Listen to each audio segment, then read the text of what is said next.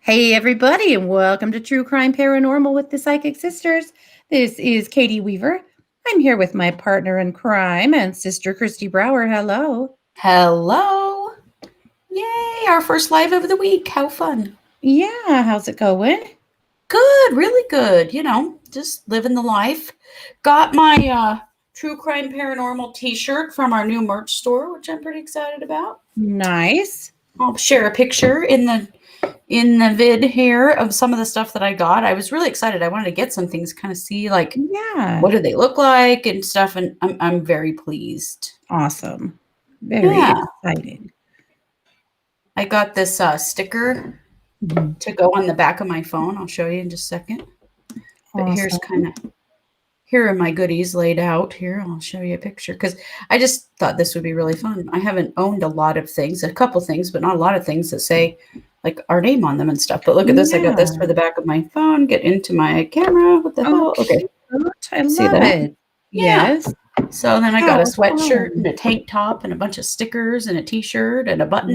And Somebody just went on a spending spree. I love I it. kind of did. I was like, hey, I want to see what some of this stuff looks like. Plus, I'm like, I should be probably just advertising this everywhere I go, right?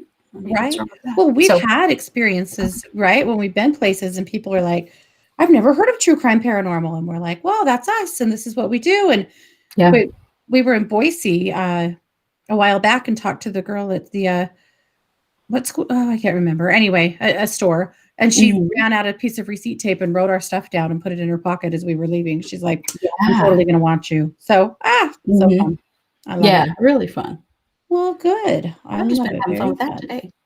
Yeah. And of course, you can find our merch store if you just go over to our website, which is True Crime Paranormal Podcast, and scroll down to our store. You can click on it. And we have a brand new design coming out this week. We're going to launch it tomorrow to Yeah. celebrate because in the night we hit a milestone that we have been waiting on pins and needles for too many weeks, actually. Yeah. But we finally hit 3,000 subs here on YouTube. Woo, So, yay. yeah, super So excited excited. about that. And hello, Innocuous, Renee, Elizabeth, Fran. Good to see you guys here. Yeah. Uh, so, uh, so other than that, you're good. I am. I'm good. I'm in physical therapy right now because I have a problem with my shoulder. Yeah, And that's been really awesome. I've been really enjoying that. I'm getting dry needling. I don't know if you've never heard of this, but they take yeah. needles from like they're like acupuncture needles, Mhm, but they stick them into your sore muscles because it mhm. brings the blood and your body's attention, like it brings some irritation and Yeah, brings your body's attention to that spot. And my gosh, that works. Been nice. really having a good experience with that. Very good. That's cool. Hello, Patricia.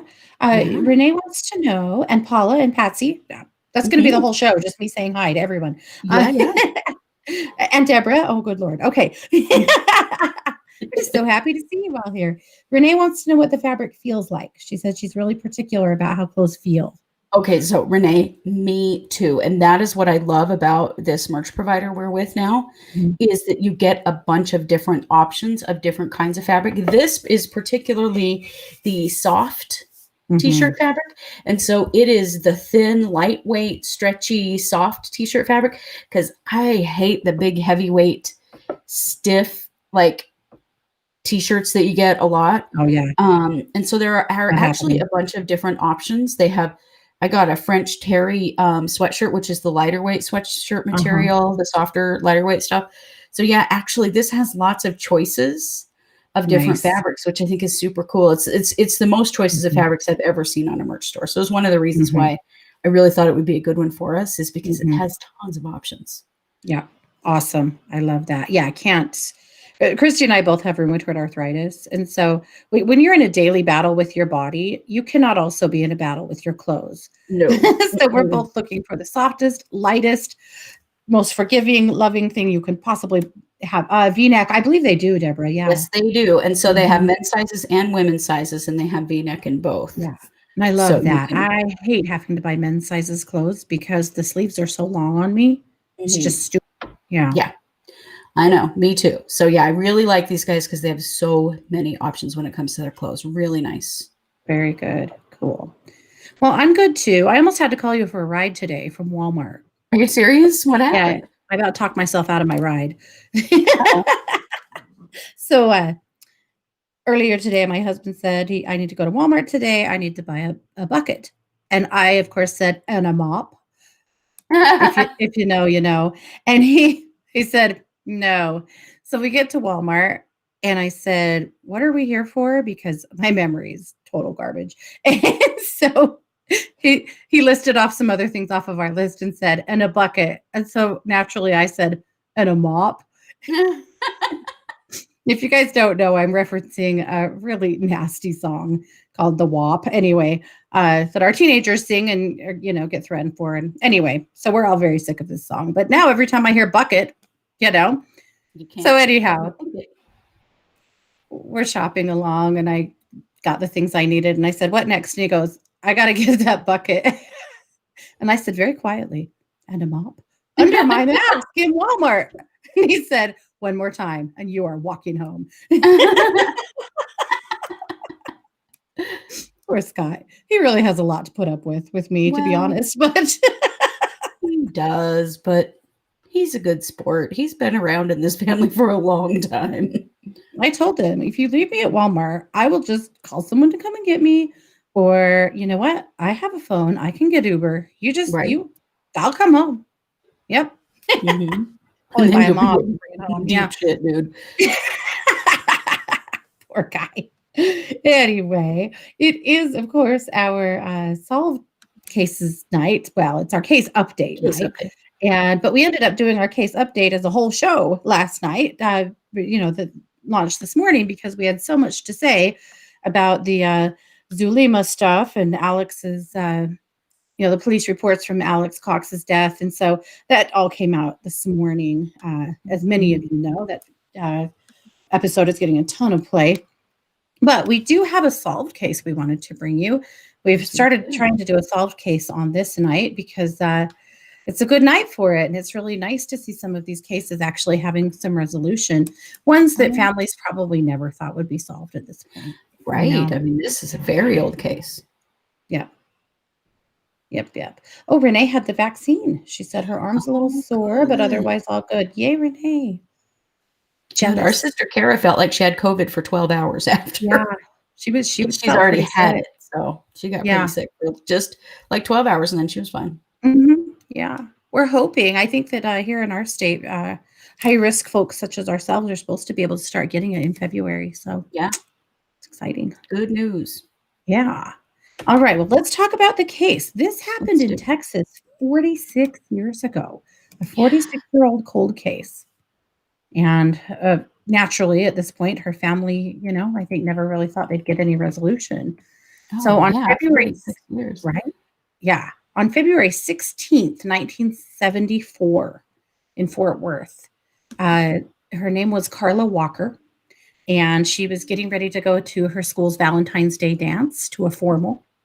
But she'd spend all day getting her hair and makeup done, getting all gorgeous, and ready to go to the dance. And it was kind of like your little all-American romance. She was a cheerleader, she was a junior. Her boyfriend was a senior, he was the quarterback of the football team. They had their whole little high school thing going. And they were both just really beloved kids, good grades, did well. Their families loved, her family absolutely loved him. His name was Rodney, by the way. They both just had a lot going for them, big futures in front of them, and were Well, and making plans, like future plans to be together yeah, after high making school, plans like for they're their future. probably planning Mhm. to get married and Yep. Yeah. So much, so much of a future, coming together. So they went to the dance and they had a lot of fun. A lot of kids saw them there. Rodney did say that at the dance they did smoke a little weed and drink a little from a flask. After the dance, they went to a of course local they did. eatery and ate with friends and hung out there for a little while. And then they went to the bowling alley and used the restroom there. Some people did see them there. And then they went to a parking lot and parked, and they were in the back seat of the car, uh, As you do after, as you like the do prom. after a dance. Yeah, Mm. I mean, I'm assuming they were in a church parking lot somewhere, or is that just where we live? But That's just a Mormon thing. I guess so. Anyway, I they did not notice someone coming up to the car. This all like feels like the Zodiac killer in some ways up to this So point, right? much. This is what Yeah. he did. A stranger opened the passenger door, and Carla was leaning against the passenger door and didn't see him coming. And when he opened the door, she fell out of the car. Oh, And so Rodney scary. tried to get a hold of her, and the man hit him in the head with something hard and then put it against his head, and he realized that it was a gun. So Carla was screaming at him to stop hitting Rodney. And Carla said to him, I will go with you, just don't shoot him. Rodney Mm, heard the gun go off once and thought he'd been shot, but then realized that the man then pointed the gun at his face and started pulling the trigger, and nothing happened. So there wasn't anything in the gun at that point. mm, Uh, so he hit him in the head with the gun and knocked him out and knocked him unconscious.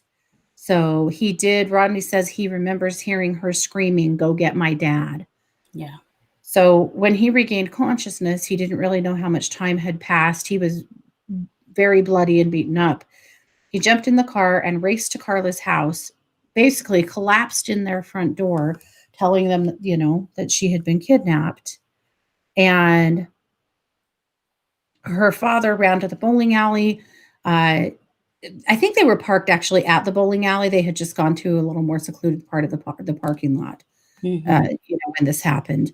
At any rate, at this point, the bowling alley is closed. There's no one there. The police show up there too, and the police and volunteers start searching the whole area for Carla. They search on foot, horseback, helicopter, combing the whole area. Yeah. Rodney had a pretty good description of the man. He said he was a clean cut Caucasian, slender, with short wavy hair and a thick Texas drawl, average height, and he'd been wearing a shiny green sleeveless vest and white cowboy hat. It's a pretty good description. Hmm. At the abduction site, they found a 22 cal Ruger pistol. Hmm. So initially, they're looking at Rodney for it, Yeah. which is so sad because her family loved Rodney up to this Right. point, and so they don't know what to think. But after 3 days, they find her body. So Yeah. she was partially clad. She was in a ditch near a place called Lake Benbrook. There was evidence to suggest that she had been tortured, sexually assaulted, and injected with morphine. So the autopsy estimated her time of death as of Monday, meaning she had been held captive and tortured for around 36 hours before she died. And the official death was ruled as a strangulation. So the police just get flooded with tips. They have 200 tips from the public, and they do have several suspects. Hmm. They have a guy who was a car thief that only lived about a mile from the bowling alley. They looked hard at him. There was another man named Glenn McCurley who was a truck driver, and he was off work the night this happened. No alibi. His wife was gone for the weekend. The reason they looked at him is because he had recently purchased new bullets for a 22 cal Ruger pistol. Mm. And so that is why he was a suspect. A gun that matched the magazine, of course, was found at the abduction site. He says that he did not have that gun any longer, that it had been stolen right around the time that Carla had been abducted. He Hmm. did not Haven't we report heard that story before? Mhm. He did not report it stolen because he had a criminal record and shouldn't have had the gun in the first place.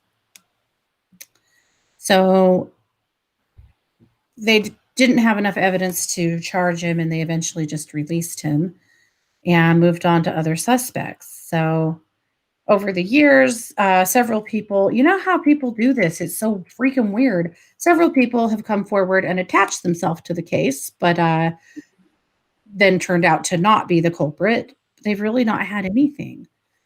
What they did have, though, was DNA that was on Carla's clothing and had been preserved. So in the 90s, the DNA was put into the national database and nothing came up. So They've just been waiting and kind of resending it through every so often. Well, in April of 2019, the police get a random letter from someone claiming to be the man who had abducted and murdered Carla. So they put the police letter out on social media asking the culprit to just come forward and turn himself in. Apparently he was indicating that he was tired of carrying this with him, but he didn't. So in September 2019, the police joined forces with a lab called Othram, a private lab in Texas. They were able to pull a full genetic profile of the suspect with the DNA that they had. So using familial Was that genealogy, genealogy and DNA in the same word? yeah, that's too much. Genealogy? Yeah, genealogy, yep. The lab was able to reverse engineer a family tree. This stuff is so freaking amazing. It is. Anyway, able to narrow it down to 3 brothers, all by the last name of what? McCurley. It Yeah. was the truck driver all along. Mm. So, of course, the cold case investigators immediately picked up on that last name because it matched one of the initial suspects. So, the police collect a sample of his DNA from his trash, send it back to the lab. They match it positively, and from that, they're able to get an arrest warrant. After his arrest, he submits 2 more DNA tests, and they both come back positive, and they are certain now that they have the right man. So 46 years later, so this was the very end of November of 2020. So here, just about 6 weeks ago, Yeah. he faced a grand jury. So now he is 77 years old, and he's facing a capital murder charge. He's held on a $100,000 bond. And now finally, Carla's family has some relief. And now everybody finally knows, just 46 years later, that Rodney didn't do it. Yes. How terrible to carry that over your head for all that time and be Yep. innocent and no one, they never solve it, so they can't prove it wasn't him, Yeah. Yeah. Sad. So this will now have to wind its way through the courts, which is going to take some time. But at any rate, another solved case thanks to familial DNA. Yeah. It's so Well, amazing.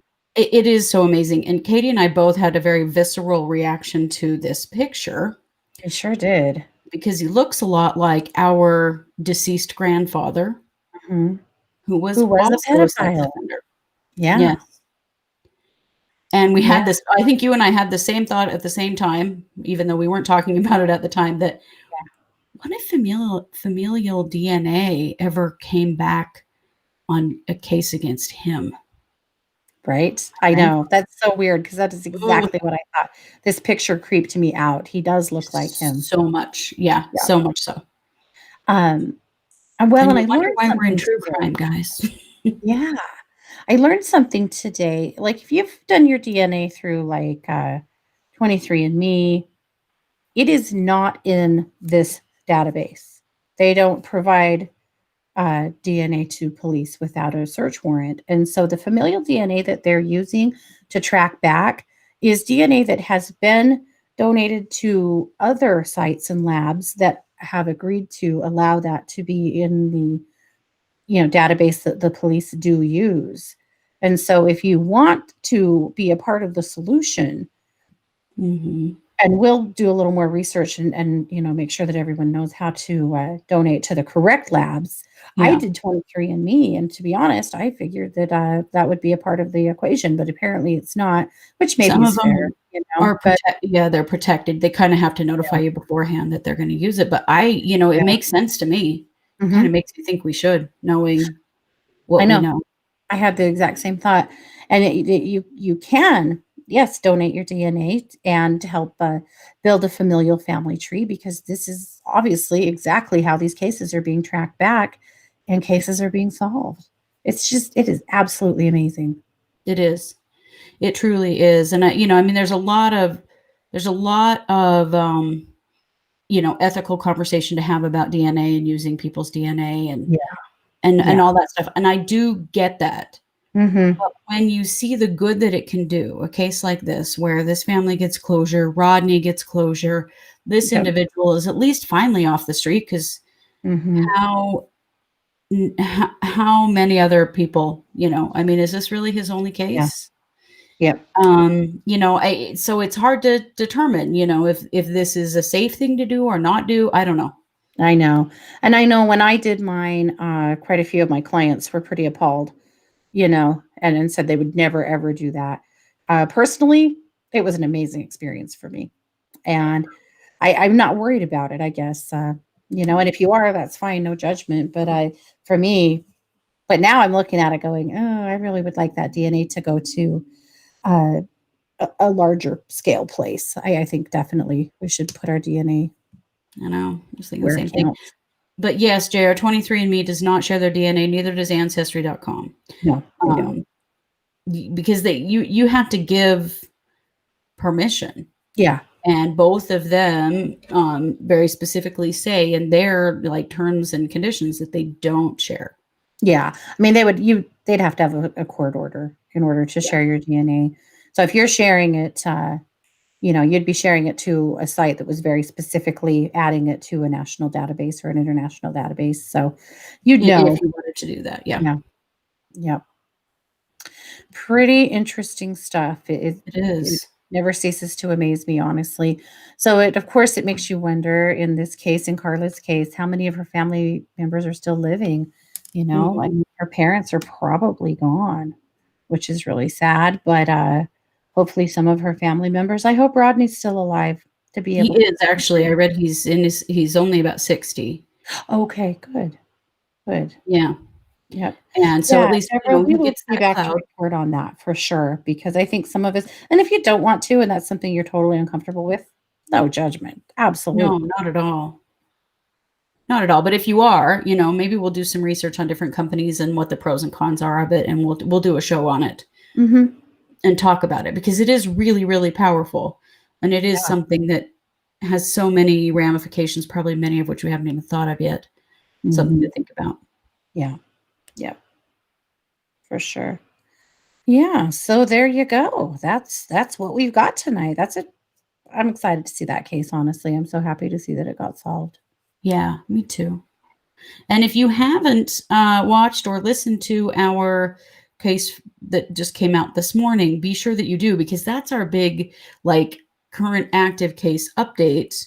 Yeah. Um, is on Zulema Pestinus and Alex Cox and the police reports around his death. Uh-huh. And we just didn't want to, duplicate. But Yeah. definitely, if you haven't seen that show yet, do it, because Do it. it's interesting. We learned a lot of things. Mhm. Oh, JR, if you're looking for relatives, 23 is a great site. Really good Mhm. site. Yep. That's how we learned how Neanderthal-y we are. Yes, it is. Yeah, we're We like a did. billion% Neanderthal or something. Yeah, Yeah, we're quite a bit Neanderthal. made But it sense. means we're short and we're strong. So, Yeah, I mean, we already knew the short part, but yeah, mhm. Yeah, and we'd survive in, I don't know, a pandemic? Something. something like that. Let's see. Have we heard of Orson and Orrin West? Yeah, we're keeping a really close eye on that case. Yeah, we Yeah. are. Yep, that is the case if you guys aren't familiar. It's 2 little boys that are missing in California, outside of Bakersfield, I think in California City. They, have a it they have adopted parents, they're 3 and 4 years old. It's looking like familial, it's really there's a lot of lies and sketchy stuff and, the stuff that's going on with the adoptive parents is just very strange. Some of the stories that they've told, they didn't initially let the police know when the children were missing. Too much time That passed.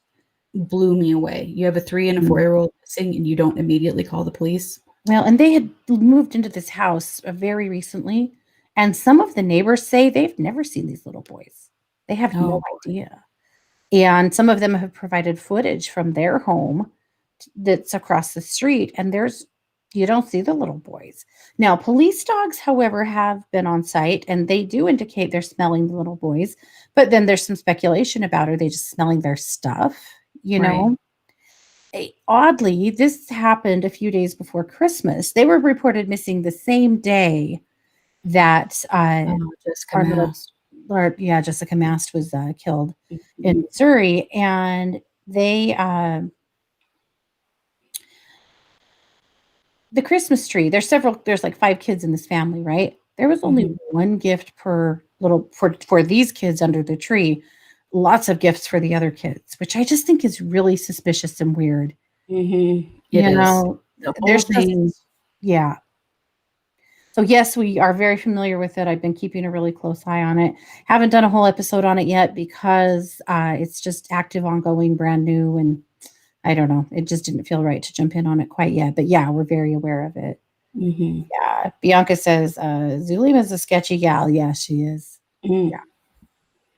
Mm. Mhm. We're psychic Neanderthals plus Scottish and English. We're like Yeah. super English. Yeah. We're as white as you can get. According though to our haplogroup, our ancestors, our maternal ancestors, were in England right around. They were in the area of Stonehenge when it was built. Yeah. See, I've always known that. I have past Hmm. life memories of Stonehenge. I 100% Hmm. do. Yep. Yep. Yeah, I was very excited to read that. So yeah. So that's basically we built Stonehenge. So now you know. Yeah, we built Stonehenge. It took a lot of help because we are not very tall. Can you imagine people like us trying to stand those stones up? No, no, I cannot. Hello, we used magic. Oh, you're right. I'm sorry. I forgot about the magic. Get with the program. Right. Okay. Well, that's what we've got. We'll be back tomorrow night, of course, for the psychic show at 8 p.m. Mountain Time. Yes. And yes, and tomorrow, of course, keep an eye on Facebook, and then we'll talk about it when we get on the air. But we are launching a brand new T-shirt design tomorrow, or let's say Yes. merch design tomorrow too, to Yes. celebrate 3,000 over on YouTube. Yeah. So Pretty excited. cool. Yeah. All righty. Well, thanks so much for being here with us, you guys. Take care. Have a good night. You have been listening to True Crime Paranormal with the Psychic Sisters. Night, guys.